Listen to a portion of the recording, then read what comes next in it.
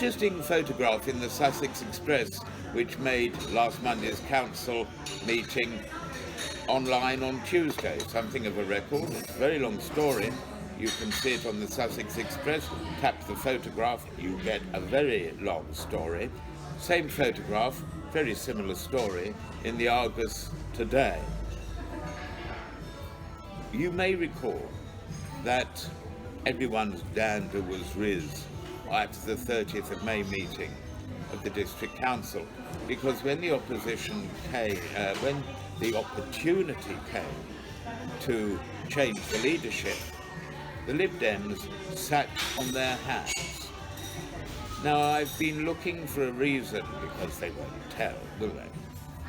And in the story accompanying the photograph following Monday's meeting, the erstwhile leader, Conservative, says that they were in negotiations with the Lib Dems, but the Lib Dem leader, James McCleary, wouldn't do it.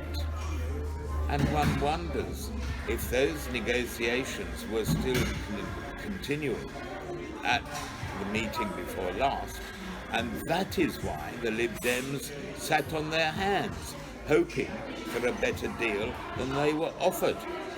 But certainly the Tories feel that the present system will not prevail, that the coalition will be in disarray. We wait to see. It is wrong, I think, to condemn it out of hand now. They were brave enough to try, and they did succeed in wresting control from the Tories.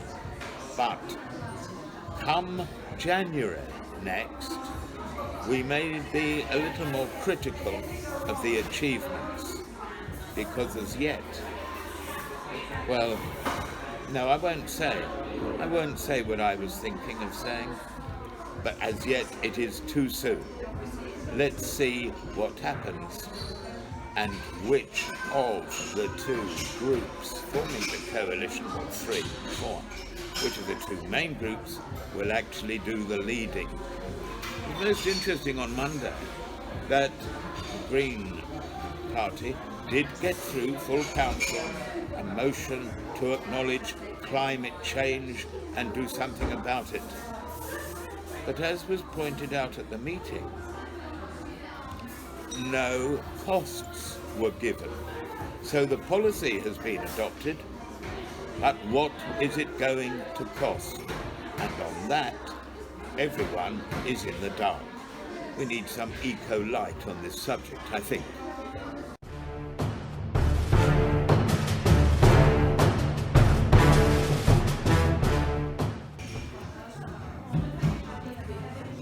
I do wish people were more interested in probing what goes on at local authorities. On Tuesday morning, Lewes District Council had its Audit and Standards Committee meeting. The public are admitted in the cause of transparency, but I was the only one who went. Interesting.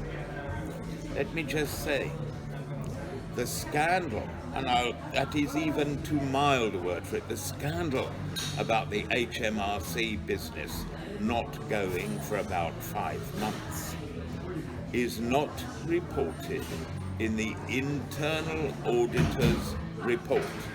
It is just not there. And I find that odd. The previous internal auditor, who retired, did say to me, "When I'm gone, you will have to keep your eyes well and truly peeled at what they try to get past you." Well, I'm not on district anymore, but this HMRC thing has certainly gone through under the barrier.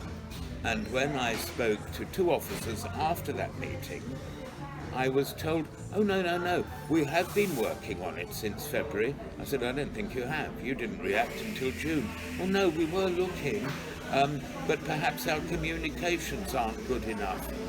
No, Lewes District Council, your communications are not good. You want to keep everything secret, and it will not do.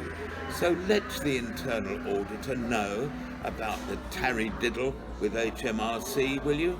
Because it shows a defect in the system which you admitted to me on Tuesday you haven't been able to correct yet.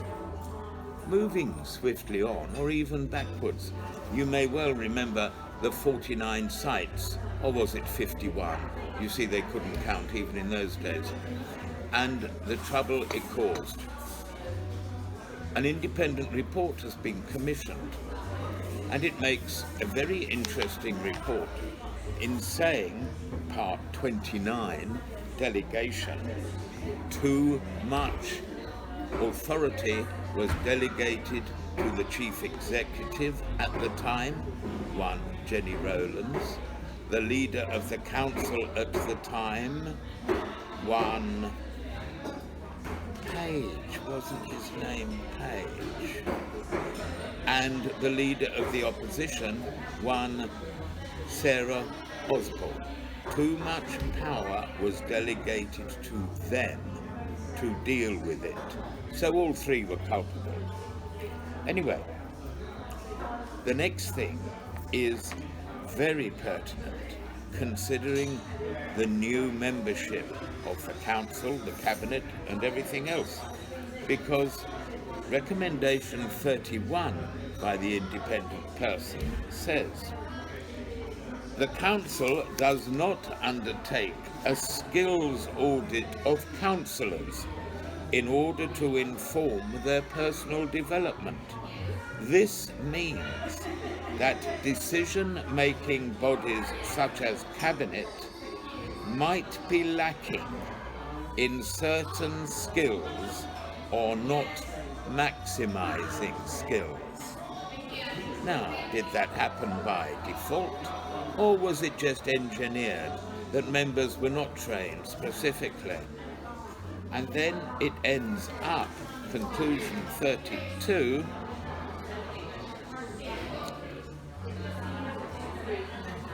I would encourage the council to keep the monitoring of improvements under review.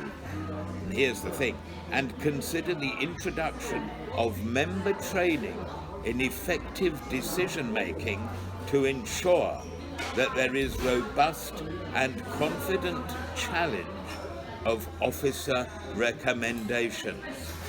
You see, in the previous administration, they went along with officer recommendations.